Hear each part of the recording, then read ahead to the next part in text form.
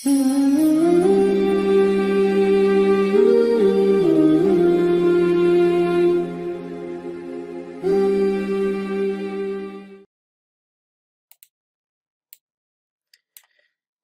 আলাইকুম ওয়া রাহমাতুল্লাহি ওয়া বারাকাতুহু।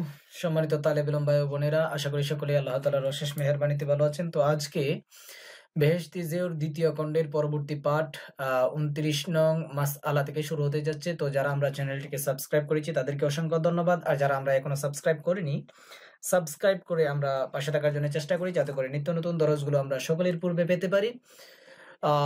এবং বিশেষ করে আমরা এই দরজগুলো শেয়ার করার জন্য চেষ্টা করব, যাতে করে অন্যান্য তালেবে ইলম ভাই বোন যারা আছে তারাও যেন এই দরজগুলো পেয়ে কিছুটা উপকৃত হতে পারে। তো শুরু করা যাক। বিসমিল্লাহির রহমানির রহিম। মাসআলা নং ২৯। শহদ শব্দের অর্থ হচ্ছে মধু। শিরা, শিরা শব্দের অর্থ হচ্ছে আপনার চিনি বলা যেতে পারে, বা মিসরি আপনার শিরা, মিশরের শিরা। আচ্ছা, শিরা, এটা শিরা আমরা যেটা জানি আর কি, শিরাকে শিরাই বলে থাকি। ইয়া ঘি, ইয়া ঘি, অথবা ইয়া ঘি তেল, ঘি অথবা তেল। নাপাক হো গয়া, অর্থাৎ মধু, চিনি বা শিরা, তারপর তৈল বা ঘি ইত্যাদি যদি নাপাক হয়ে যায়, তো जितना तेल वगैरह हो इतना या उससे ज्यादा पानी डालकर पकावे। তাহলে যতটুক পরিমাণ তেল ইত্যাদি হবে এতটুক পরিমাণ, ইয়া উসসে জিয়াদা অথবা উহার চাইতে বেশি, অর্থাৎ তেল যতটুক আছে উহার চাইতে বেশি পানি দিয়ে পাকাবে, অর্থাৎ জাল দিবে। অর্থাৎ যখন পানিটা কি জল যাবে মানে উত্তাপ হয়ে মানে শেষ হয়ে যাবে আর কি, তু ফের পানি ডাল কর জ্বালাবে, অতঃপর আবার পানি ঢালে উত্তাপ তাপ দিবে আর কি। উসি তরে ওইরকম ভাবে ৩ দফা করনে সে পাক হো যাবেগা, ওইরকম ভাবে ৩ বার করার দ্বারাতে পানি কি পবিত্র হয়ে যাবে। ইয়া ইউ করো, অথবা এরকম করবে কে যেতনা ঘি তেল হো इतना ही पानी डालकर হেলাও, অথবা যতটুকু ঘি বা তেল হবে এতটুকু পরিমাণ পানি ঢেলে আর নাড়াচড়া করবে। जब वो पानी के ऊपर आ जावे, যখন ওই তেল বা ঘি, সরি, তেল বা ঘি পানির উপরে চলে আসবে, তু কিসি তরে উঠালো, তখন কোনোভাবে ওই তেল বা ঘি উঠিয়ে নিবে। উসি তরে ওইরকম ভাবে ৩ দফা পানি মিলাকর উঠাও, ওইরকম ভাবে ৩ বার পানি ঢেলে উঠাবে। তো পাক হো যাবেগা, তাহলে পাক হয়ে যাবে। আর ঘি আগর জম গয়া হো, ঘি যদি জমে যায়, হ্যাঁ জমাট হয়ে যায়, তো পানি ডাল কর আগ পর রাখ দো, তখন পানি ঢেলে আগুনের উপর রেখে দিবে। জব পিঘল যাবে, যখন গলে যাবে, যখন ঘি গলে যাবে, তো উসকো নিকাল লো, তখন ওই ঘি বের করে নেবে। তখন তো আর ঘি নিচে থাকবে না, পানির উপরে চলে আসবে, তাই না? আচ্ছা, মাসআলা নাম্বার ৩০। নজিস রং মে कपड़ा रंगा तो इतना धुए के पानी साफ आने लगे। অর্থাৎ এখানে বলছে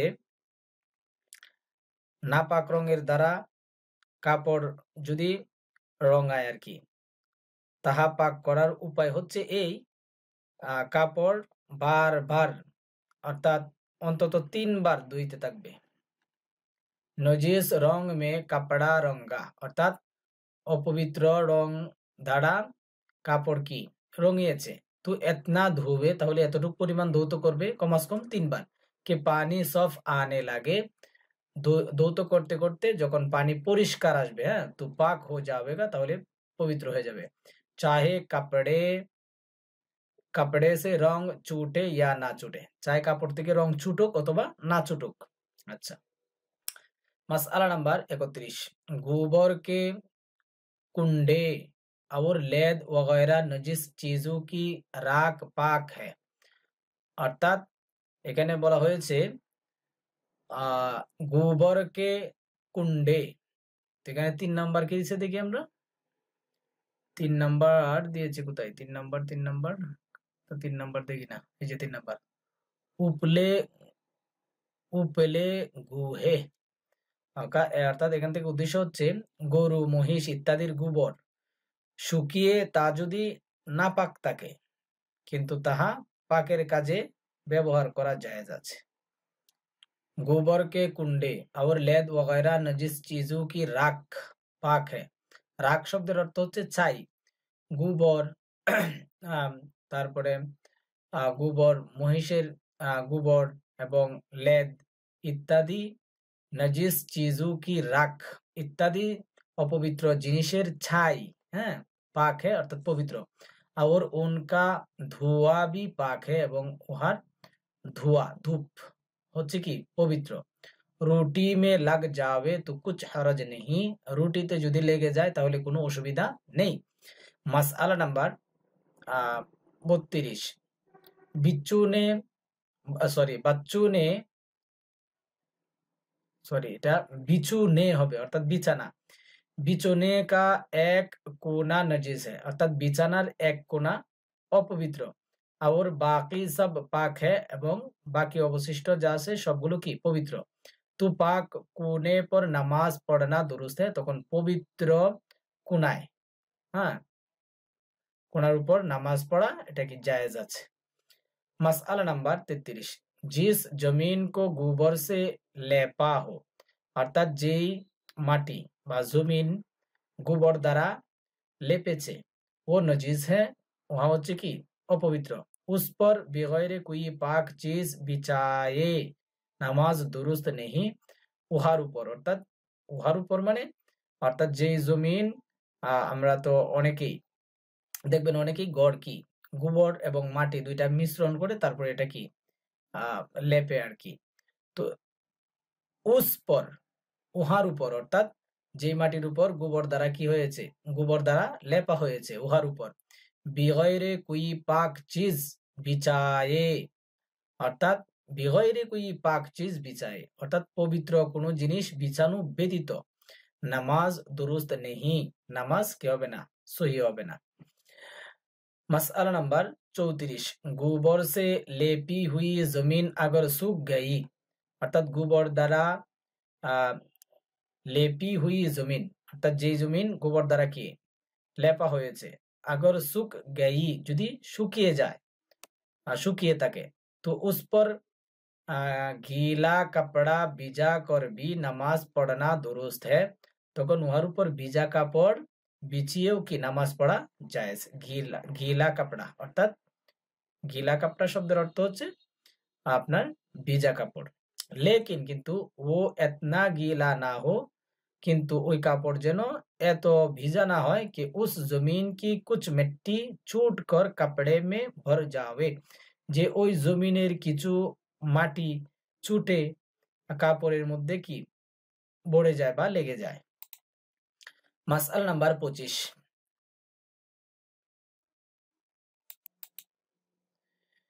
पैर धोकर नापाक जमीन पर चली অর্থাৎ পা ধৌত করে অপবিত্র জমিনের উপর চলল। और पैर का निशान जमीन पर बन गया এবং পদদ্বয়ের নিশান বা আলামত জমিনের উপর রয়ে গেল, বা পার আলামত, পায়ের যে ছাপ, নিশান থেকে এখানে উদ্দেশ্য হচ্ছে ছাপ বা আলামত বা নিশান জমিনের উপর পড়ে গেল। তো উসসে पैर नापाक ना होगा, তাহলে উহার দ্বারাতে পা অপবিত্র হবে না। हाँ তবে अगर पैर के पानी से जमीन इतनी भीग जावे, हाँ যদি পদদ্বয়ের পানি দ্বারা জমিন এতটুক পরিমাণ ভিজে যায় कि जमीन की कुछ मिट्टी या ये नजीस पानी पैर में लग जावे, যে জমিনের কিছু মাটি অথবা এই অপবিত্র পানি पैर में लग जावे অর্থাৎ পদদ্বয়ে লেগে যায়, তো নজিস হো যাবেগা, তাহলে অপবিত্র হয়ে যাবে। মাসআলা নাম্বার 34, নজিস বিছুনে পর সুই অর্থাৎ অপবিত্র বিছানার উপর শয়ন করলো। और पसीना से वो कपड़ा नुम हो गया এবং ঘাম দ্বারা ওই কাপড় ভিজে গেল, তো উসকা ভি यही হুকুম है, তখন উহারও ওই একই হুকুম, উপরে যে হুকুমটা গেল, হ্যাঁ, कि उसका कपड़ा और बदन नापाक ना होगा, যে তার কাপড় এবং শরীর নাপাক হবে না। হ্যাঁ, তবে अगर इतना भीग जावे, যদি এতটুক পরিমাণ ভিজে যায়, के बिचूने में से कुछ नजासत छूट कर बदन या कपड़े को लाग जावे, যে বিছানার মধ্যে থেকে কিছু নাপ অপবিত্রতা ছুটে বদন ইয়া কাপড়ে কো লাগ যাবে, শরীর অথবা কাপড়ে যদি কি লেগে যায়, তো নজিস হো যাবেগা, তাহলে অপবিত্র হয়ে যাবে। মাসআলা নাম্বার 37, नजिस मेहंदी हाथों पैरों में लगाई, অপবিত্র মেহেদি হাত পায়ের মধ্যে কি লাগাই অর্থাৎ লাগালো, তু 3 দফা খুব ধো ডালনে সে, তাহলে 3 বার খুব ভালোভাবে ধুয়ে ফেলার দ্বারাতে হাত पैर पाक हो जावेगी, হাত পা পবিত্র হয়ে যাবে। রং কা চোড়ানা ওয়াজিব নেহি, অর্থাৎ মেহেদির রং ছুটিয়ে ফেলা বা তুলে ফেলা, এটা কি ওয়াজিব নয়। মাসআলা নাম্বার 38, নজিস সুরমা ইয়া কাজল আঁকু মে লাগায়া, অপবিত্র সুরমা অথবা কাজল চোখের মধ্যে লাগালো, ইয়া তো উসকা पूछना और धोना वाजिब नहीं, তো উসকা, তাহলে ওই অপবিত্র সুরমা অথবা কাজল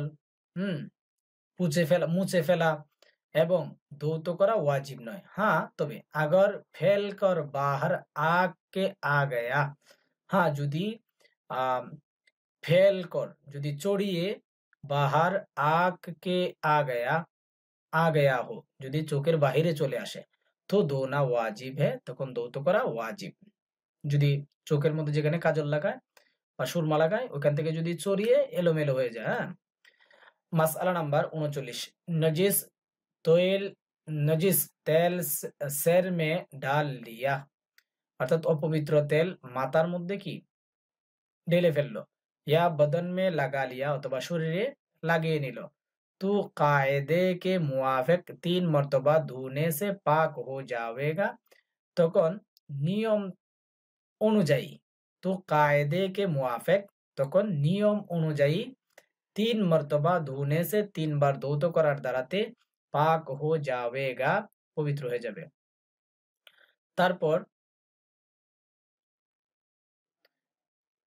खुली ढाल कर या साबन लगा कर तेल का छोड़ाना वाजिब नहीं है, অর্থাৎ সাবান বা অন্য কিছু লাগিয়ে তেল চোড়ানো, এটা কি ওয়াজিব নয়। এখানে কুল্লি থেকে উদ্দেশ্য হচ্ছে সাবান জাতীয় কোনো এক জিনিস, ব্লিচিং পাউডার বা অন্য কোনো কিছু, যে কোনো একটা কিছু হবে। মাসআলা নাম্বার 40, মাসআলা নাম্বার 40,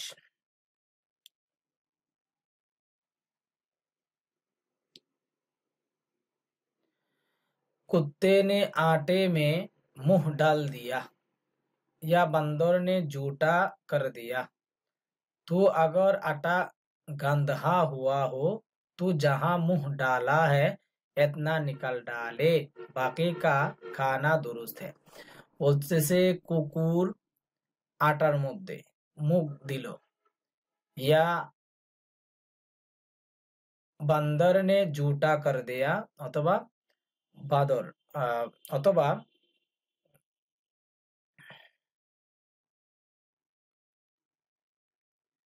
বানরে কি মুখ দিয়ে জুটা করে দিল। তো আগর আটা গান্ধা হুয়া হো, তাহলে যদি আটা বাসি হয়ে যায়, তো যাহা মুহ ডালা হ্যাঁ, তাহলে যেখানে মুখ দিল এতনা নিকাল ডালে, এতটুক সরিয়ে ফেলবে, বাকি কা খানা দুরুস্ত হ্যাঁ, বাকি অংশ খাওয়া এটা কি আছে, জায়েজ আছে। और अगर सूखा आटा हो, এবং যদি শুকনা আটা হয়, তো जहां जहां उसके मुंह का लुआब लगा हो, তাহলে যেখানে যেখানে তার মুখের অর্থাৎ কুকুর বা বানরের লালা, লুআব মানে লালা, লাগাহো অর্থাৎ লাগবে, নিকাল ডালে অর্থাৎ সরিয়ে ফেলবে বা বের করে ফেলবে। বাকি সব পাক হ্যাঁ, বাকি অংশটুকু পবিত্র। মাসআলা নাম্বার 41, কুত্তে কা লুআব নজিজ হ্যাঁ, কুকুরের লালা অপবিত্র। और खुद कुत्ता नजीज नहीं, এবং स्वयं कुत्ता की नापाक नয়। सो अगर कुत्ता किसी के कपड़े या बदन से छू जावे, সুতরাং যদি কুকুর কারো কাপড় অথবা শরীরে যদি ছু যাবে অর্থাৎ স্পর্শ করে, তো নজিস নেই হোতা, তাহলে অপবিত্র হবে না। चाहे कुत्ते का बदन सूखा हो या गीला, चाहे कुकुरेर शरीर शुकना हो अथवा भीजा हो। हाँ, तबे अगर कुत्ते के बदन पर कोई नजासत लगी हो तो और बात है। हाँ, যদি কুকুরের শরীরের উপর কোনো অপবিত্র জিনিস লেগে থাকে তো और बात है, তাহলে এটা অন্য বিষয়। মাসআলা নাম্বার 42, रूमाली भीगी होने के वक्त हवा निकले तो उससे कपड़ा नजिस नहीं हुआ। অর্থাৎ এখানে বলেছে 42 নম্বর মাসআলাটা বলেছে ভিজা কাপড় পরা অবস্থায় যদি কি যদি বায়ু নির্গত হয় এর দ্বারাতে কাপড় কি নাপাক হবে না।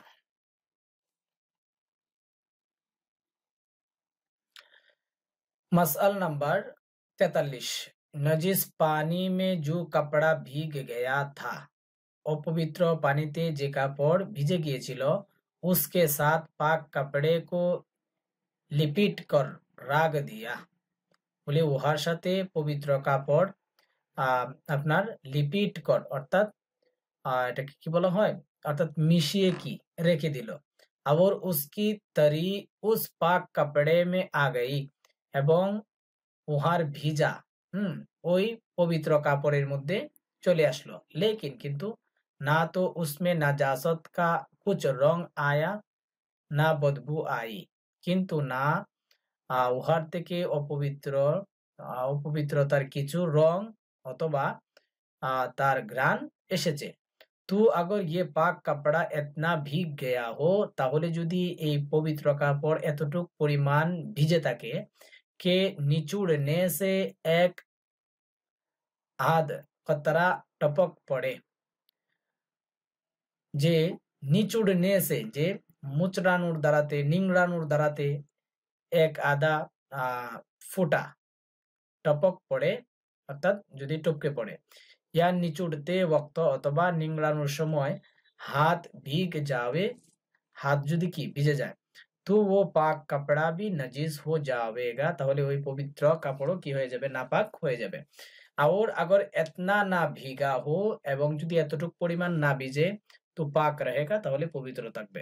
और अगर पेशाब वगैरह खास नजासत के भीगे हुए कपड़े के साथ लिपिट दिया, এবং যদি পেশাব ইত্যাদি বিশেষ অর্থাৎ যেগুলো মানে খাস খাস কি রয়েছে বিশেষ বিশেষ অপবিত্রতা রয়েছে, वगैरह खास नजासत के भीगे हुए कपड़े के साथ অর্থাৎ বিশেষ নাপাকের সাথে ভিজা ভিগে हुए कपड़े के অর্থাৎ ভিজা কাপড়ের সাথে লিপিট দিয়া অর্থাৎ মিশিয়ে দিল। तो जब पाक कपड़े में जरा भी उसकी नमी और धब्बा आ गया तो नजिस हो जाएगा, তাহলে যখন অল্প পরিমাণ উহার মধ্য থেকে ভিজা অথবা দাগ, দাব্বা শব্দের অর্থ দাগ, এবং দাগ এসে যাবে তো নজিস হয়ে যাবেগা, তখন অপবিত্র হয়ে যাবে।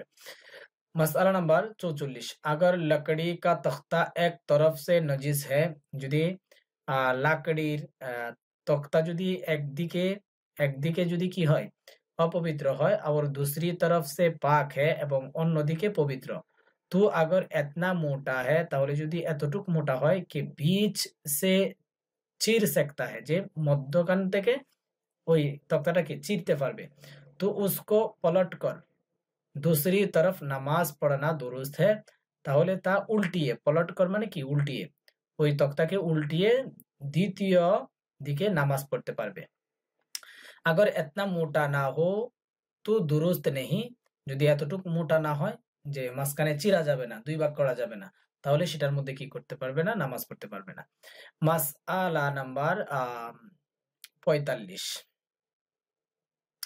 এখান থেকে পরবর্তীতে ইনশাআল্লাহ শুরু হবে আচ্ছা এটা তো শেষ দেখা যায়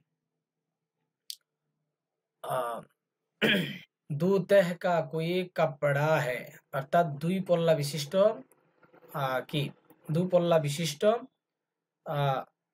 কাপড়ের और एक तेह नजीज है এবং এক পল্লা কি অপবিত্র दूसरी पाक है এবং দ্বিতীয় পল্লা আপনার পবিত্র तो अगर दोनों तेही सहेली हुई ना हो सीली हुई ना हो তাহলে যদি উভয় উভয় পাট হ্যাঁ তেহি মানে পাট বা উভয় পাশ যদি কাপড়ের উভয় পাশ যদি শিলিযুক্ত না হয় তো পাক তেহ কি তরফ নামাজ পড়না দুরুস্ত है তাহলে যেই পাশে পবিত্র কাপড়ের যেই পাশ দিয়ে পবিত্র ওই পাশ দিয়ে নামাজ পড়া এটা জায়েজ আছে আর আগর সিলি হুই হু এবং যদি উভয় পাশ যদি সেলাইকৃত হয় তো পাক তেহ পর ভি নামাজ পড়না দুরুস্ত নেই তখন পবিত্র পবিত্র পাট্টার উপর বা পল্লার উপর নামাজ পড়া কি জায়েজ নেই মানে দুইটা কাপড় আপনার শিলিযুক্ত না এক পাশে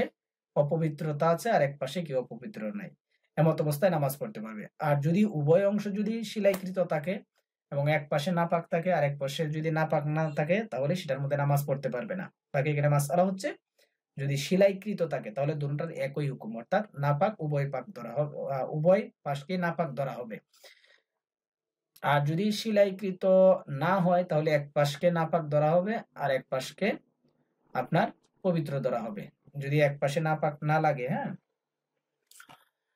আচ্ছা এরপর বাবে দুয়াম ইস্তেনজে কা বয়ান এখান থেকে ইনশাআল্লাহ পরবর্তীতে শুরু হবে ওকে আসসালামু আলাইকুম ওয়া রাহমাতুল্লাহি ওয়া বারাকাতুহু